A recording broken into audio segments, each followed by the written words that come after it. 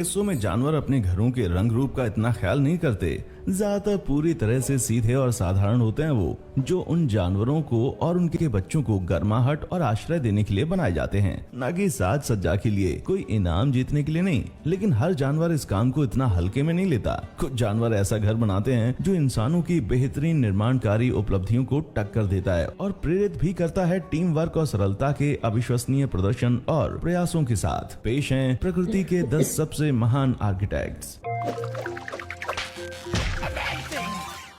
Number 10, beavers. दुनिया में सबसे बड़े कृंतकों में से एक हैं बीवर्स, जिनका वजन आमतौर पर 45 से 60 पाउंड के बीच होता है, लगभग 20 से 30 किलोग्राम। दूसरे कृंतकों की तरह ही उनके दांतों का भी बढ़ना कभी नहीं रुकता, जो लकड़ियों को लगातार कुतरते रहने से काबू में ही रहता है। हाँ, एक कारण ये भी है कि वो इस लकड़ी से बांध बनाते हैं। कभी गौर किया है कि बीवर के दांत नारंगी कैसे होते हैं? ये कोई दांतों की सफाई में लापरवाही का नतीजा नहीं है, बल्कि ये इसलिए है क्योंकि उनके दांतों में उनका शरीर बड़ी मात्रा में आयरन देता है। इससे उनके दांत रंगे होने के साथ साथ बेहद मजबूत भी होते हैं। बांध बनाने के लिए पेड़ के तनों और लकड़ियों के एक लंबे ढेर से जलधारा को रोककर तालाब बनाया जाता है, जो बीवर्स को शिकारियों से सुरक्षा देता है। साल दर साल ऐसे ही पौधे भी देता है, जिनका जलपान करना बीवर्स बेहद पसंद करते हैं। वे अपने इन बांधों के भीतर लॉज में रहते हैं, पानी के नीचे छिपे हुए छोटे लकड़ी के हॉल, जहाँ पूरा बीवर परिवार साथ में रहता है। बीवर्स ये सब इतने बेहतर ढंग से कर सकते हैं कि वे नए बाढ़ के मैदानों का निर्माण कर सकते हैं और दृश्य को पूरी तरह से बदल सकते हैं। अपने इन बांधों को बनाए रखने और सहेजने के लिए वो साल दर साल काम करते रहते हैं और इसलिए ये कहावत बनी है कि एक बीवर जितना व्यस्त। कनाडा के अल्बर्टा में बीवर्स की एक कॉलोनी तो इतनी व्यस्त थी कि उन्होंने अब तक का सबसे बड़ा बांध बना दिया। ये अविश्वसनीय पशुघर लगभग 3000 फीट तक फैला है। नंबर 9, दीमक। बालों वाले प्यारे जीवों के बाद अब आते हैं अजीब से रेंगने वाले जीवों पर। जी हाँ, दीमक। कुछ ऐसे अलग किस्म के दीमक भी होते हैं जो आराम से आर्किटेक्चर की डिग्री हासिल कर लें। उत्तरी ऑस्ट्रेलिया में पाए जाने वाले कंपास दीमक खोते के आकार के घोंसले बनाते हैं, जो आमतौर पर उत्तर से दक्षिण की ओर होते हैं। इस तरीके से वो गर्मी को कुछ हद तक काबू कर पाते हैं, क्योंकि सुबह और दोपहर में घोंसले के चौड़े पूर्वी और पश्चिमी हिस्सों पर सीधी धूप पड़ती है। उस खोते जैसे आकार का मतलब है कि जब दोपहर के समय जब सूरज सबसे ज्यादा गर्म होता है, तब कम से कम गर्मी बने, जिससे घोंसला ज्यादा गर्म न हो। इनके टीले कभी कभी दिखने में भयानक कब्रिस्तान जैसे झुंड में भी पाए जा सकते हैं। इन्हीं के निकट संबंधी कैथेड्रल दीमक, जो उत्तरी ऑस्ट्रेलिया से हैं, बड़ी संरचनाएं बनाते हैं। उनके बड़े बड़े कैथेड्रल जैसे घर अक्सर 15 फीट से भी ज्यादा ऊंचे होते हैं। ये संरचनाएं बहुत ही ताज्जुब भरी हैं, क्योंकि ये ऑस्ट्रेलिया की लाल मिट्टी के साथ साथ लकड़ी, लार और गोबर से बनी है और जमीन के ऊपर ये सब सिर्फ शुरुआत है। दीमक की कॉलोनियां जमीन के नीचे कई एकड़ तक फैली होती हैं और कुछ दीमक की कॉलोनीज तो अपनी खुद की फंगस की खेती तक करते हैं। अपने घरों की तरह ही खूबसूरत दीमक क्वीन हॉल्स में कोई ब्यूटी कॉन्टेस्ट तो जीतने नहीं जा रहे हैं, इसलिए वो अपने फैंसी महल में बैठी मिलती हैं। जानते हो, पर काफी प्रभावशाली हैं ये। धरती की सबसे महत्वपूर्ण प्रजातियों में से एक मधुमक्खियां अपना घोंसला मोम से बनाती हैं, जो उनके कुछ खास ग्लैंड से निकलता है। इनके साथ उनकी अद्भुत प्रवृत्ति पूरी तरह से हेक्सागोनल हनीकॉम्ब सेल्स बनाने में मदद करती है, जिनमें से कुछ में खुले सेल्स में उनके युवा रहते हैं, जबकि कुछ बंद सेल्स में वो पराग और शहद रखते हैं। बीज वैक्स एक विस्कोइलास्टिक द्रव्य होता है और भले ही नग्न आंखों से दिखता नहीं है, लेकिन हमेशा धीरे धीरे बहता रहता है। हालांकि ततैया मधुमक्खियों का सबसे दुष्ट रिश्तेदार माना जाता है, लेकिन आर्किटेक्चर में वो भी किसी से कुछ कम नहीं है। खास तौर पर पेपर ततैये बड़े प्रभावशाली होते हैं, क्योंकि वे छाल और पत्तियों को कुछ ऐसे चबाते हैं जिससे एक किस्म का कागज बन जाता है, जिसे वो अपनी गोंद जैसी लार के साथ चिपका देते हैं। उनके छत्ते कार्डबोर्ड जैसे दिखाई पड़ते हैं और कहा जाता है कि वो छत्ता बनाने में रंगीन कागज का भी इस्तेमाल करते हैं। अगर मिल जाएं, तो एक लंबे अरसे तक समुद्र तल में ये घेरेदार पैटर्न उन सभी गोताखोरों के लिए एक रहस्य बने रहे जिन्होंने भी इन्हें पाया। हालांकि फिर पता चला है कि समुद्र के फसल घेरे मादाओं को आकर्षित करने के लिए जापानी नर पफर फिश ने बनाए हैं। आकर्षित मादाएं इन गणितीय रूप से जटिल डिजाइन्स के केंद्र में तलछट में अंडे देती हैं। नंबर 1, प्रकृति के 3D प्रिंटर। स्पॉन्ज फाइल्स जालीदार पंखों वाले कीड़ों का एक झुंड है, जो प्राकृतिक दुनिया के सबसे प्रभावशाली वास्तुकारों में से एक है। उनके लार्वा जो घर बनाते हैं, वो उनके छोटे और व्यक्तिगत कोकून होते हैं। इस बहुस्तरीय निर्माण में एक सुंदर बाहरी जाल और एक कड़क अंदरूनी आवरण शामिल होता करता है। लार्वा एक ठोस सतह को पकड़कर अपने बनाए अर्ध तरल रेशम से एक जाल जैसी चीज बनाता है जो हवा के संपर्क में आकर कठोर हो जाती है। ये पैटर्न पीढ़ी दर पीढ़ी एक कला के रूप में किसी विरासत की तरह आगे बढ़ता जाता है। ये कलाकारी जारी रहती है जैसे जैसे लार्वा के चारों तरफ का रेशम सूखता है। इन छोटे कीड़ों को देखकर ऐसा लगता है जैसे किसी 3D प्रिंटर को देख रहे हों। एक इंजीनियर और साथ ही एक वास्तुकार लार्वा क्रॉस फाइबर्स को सहायक स्तंभों की तरह इस्तेमाल करते हैं जिससे वो गुंबददार नेट को ठोस कोकून से जोड़ सकें। आश्चर्यजनक रूप से यूरोडमोथ के युवा ने भी काफी हद तक ऐसा ही एक कोकून बनाने का तरीका तैयार किया है। हालांकि ये कोकून पत्तियों के नीचे से लटकते हुए बनाए जाते हैं। यूरोडमोथ एक वर्षावन निवासी है और पत्ती की छत के डबल वेमी और कोकून के मुदा हुआ जाल भीतर विकसित हो रहे हैं। कैटरपिलर की बारिश से बचाता है। तो क्या दीमक ने आपके बैकयार्ड को किसी चर्च के यार्ड में बदल दिया है? और आपने अब तक का सबसे अच्छा बेहतरीन निर्माण क्या देखा है? नीचे कमेंट बॉक्स में आकर मुझे जरूर बताएं। देखने के लिए शुक्रिया।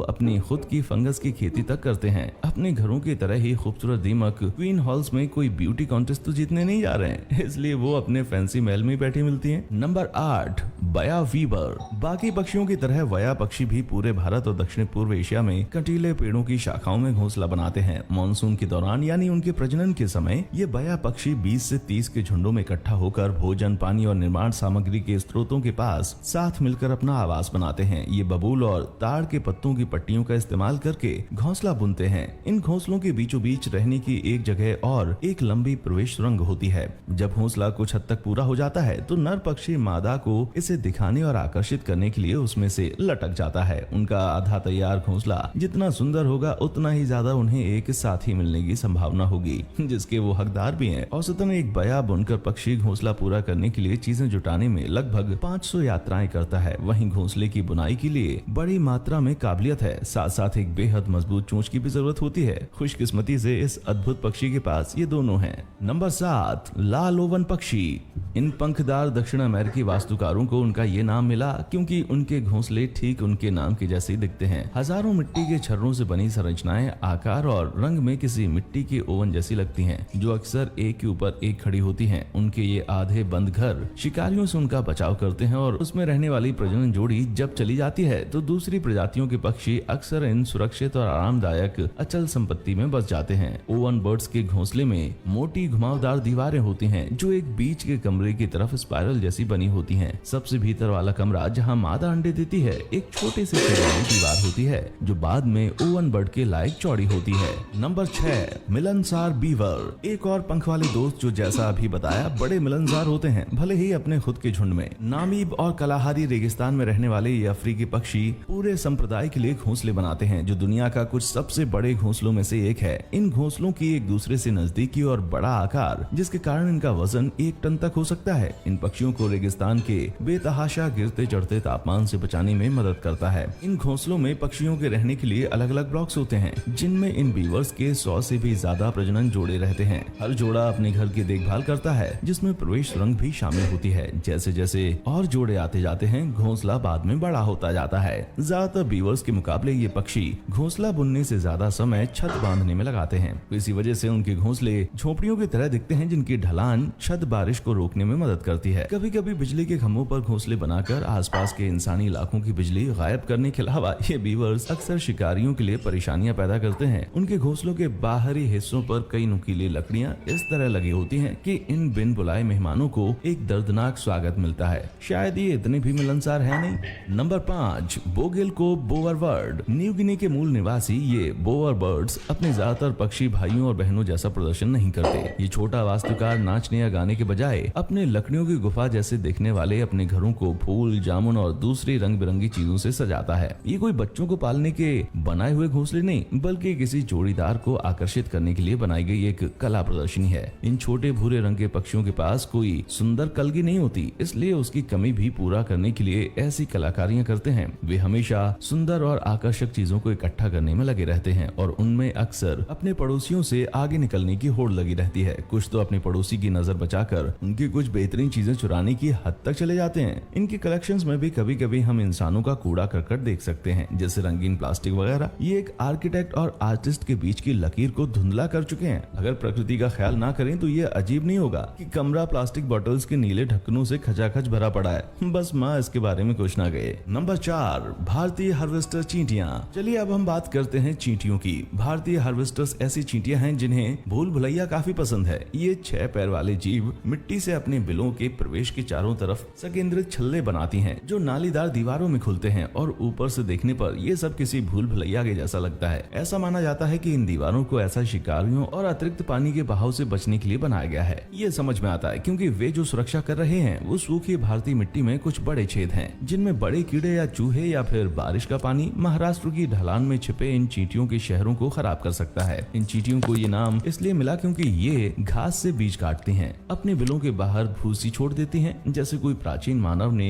शहर की दीवारों के बाहर चढ़ावा रखा हो। Number 3, high rollers. ऑस्ट्रेलियाई बीवर, चींटी और लीफ रोलिंग वेवल दोनों अपने घरों को पत्तियों से बनाते हैं। फ्लोरिडा में पाए जाने वाले वेवल अपने पिंसर्स की मदद से पत्तियों को बीच से चीरकर फिर उन्हें रोल करके बुरिटो जैसा घर बनाते हैं। जाहिर है इंसानों में भी पत्तियों को रोल करने पर बुरिटो जैसा कुछ बनता है। मादा लीफ रोलिंग वेवल इनमें से 1-2 अंडे देती है और शिकारियों से उनके बचाव के लिए आपस ही रहते हैं। बीवर्स चींटियां पेड़ों में भी रहती हैं, लेकिन चींटी की दूसरी ज्यादातर प्रजातियों की तरह ये भी कॉलोनीज में इकट्ठा होती हैं और 2 गुटों में बट जाती हैं, एक जो कॉलोनी बनाती है और दूसरी जो कॉलोनी की रक्षा करती है। वो पत्तियों को मोड़ती और बुनती हैं और फिर उन्हें थूक के साथ चिपका देती हैं। आकार में भारी अंतर की वजह से अक्सर कई चींटियों के झुंड आपस में मिलकर आर्किटेक्ट की तरह काम करते हैं, जो कि कड़ी मेहनत है। घोंसले एक अकेली पत्ती से लेकर कई जोड़े हुए पत्तों तक का हो सकता है, जिसकी लंबाई 1 से 1.5 फीट की हो सकती है। इन जीवों की ताकत और निपुणता ने ही उन्हें इस लिस्ट में ये जगह दी है। नंबर 2,